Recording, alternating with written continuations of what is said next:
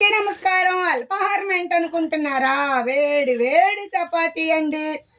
దానిలోకి చక్కగా చింతామణి చట్నీ చేస్తానండి.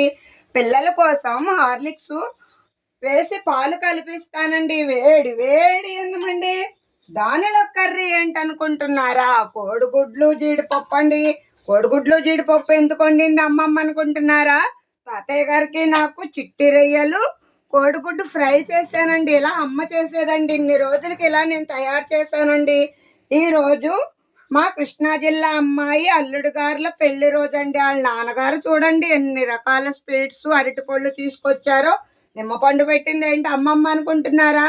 రెండు ఎగురులే కదా అండి. నిమ్మరసం వేసుకుని తింటే ఆ రుచి చాలా బాగుంటుందండి. చింతామణి చట్నీలో కూడా నిమ్మరసమే వేసిందండి అమ్మమ్మ.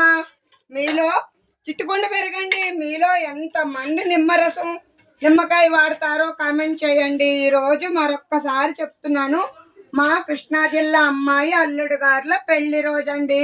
ఈ వీడియో మీ అందరికి నచ్చినట్లయితే లైక్ చేయండి, షేర్ చేయండి, సబ్స్క్రైబ్ చేయండి. అమ్మమ్మని బాగా బాగా ముందుకు తీసుకువెళ్తున్నారు. ఇంకా బాగా బాగా ముందుకు తీసుకువెళ్ళండి. ఉంటాను. Bye bye.